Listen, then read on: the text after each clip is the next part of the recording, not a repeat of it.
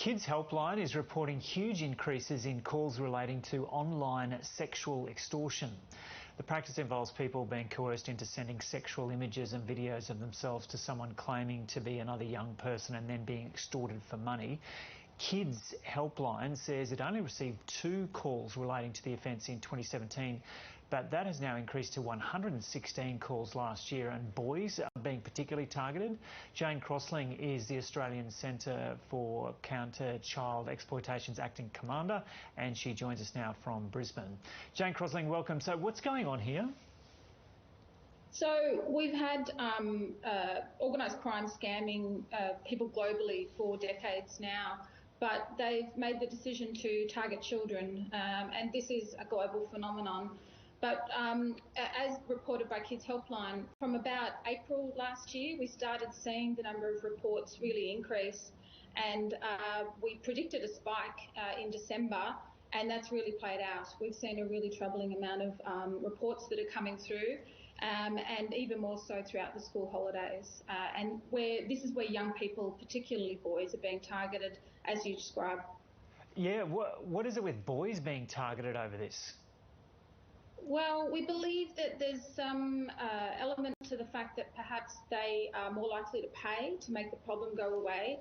And we certainly are aware that girls are being targeted as well. It can have really different impacts on boys and girls that have been through this particular traumatising process. But for whatever reason, boys are being seen as a more profitable approach.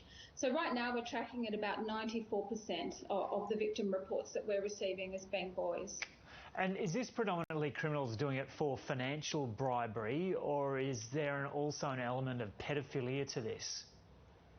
Well, we've seen sexual extortion for some time now that does have that element of pedophilia or an interest in young people sexually. And that type of activity, unfortunately, is still happening. But what we're seeing now is a very, very high volume approach, and we do think that it is almost certainly financially motivated. So those typical syndicates that have been scamming adults and, for decades now, they've just decided to pivot because they can see that there's perhaps some money to be made on young people as well, particularly in westernised countries. And so what's your advice to kids?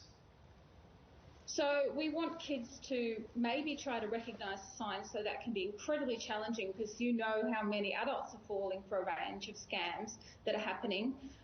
But maybe the fact that they're being friended very, very rapidly, there's tenuous connections to these people. It's often a very attractive female profile in the instances where it's a boy targeted.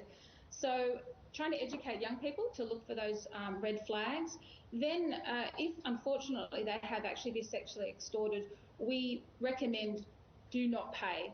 Do not pay at all, because if a young person pays, then there's no guarantee that they'll actually stop extorting the person. They'll see that they can pay and that they'll continue asking for money, and there's no guarantee that they won't share those images either.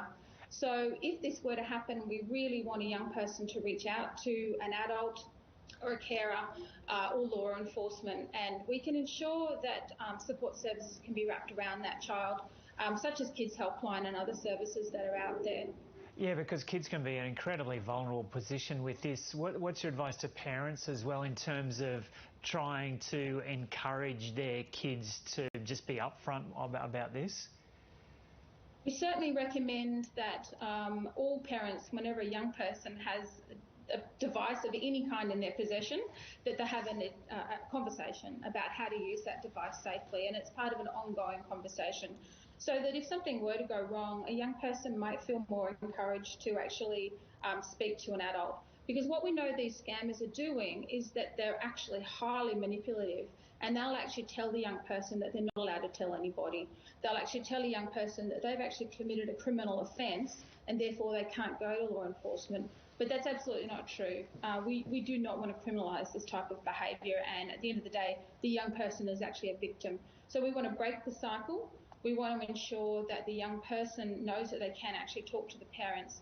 And this is part of a broader conversation that all parents should be having with young people of all ages. Okay, Jayne Crossling, thanks so much for talking to us from Brisbane. Thank you.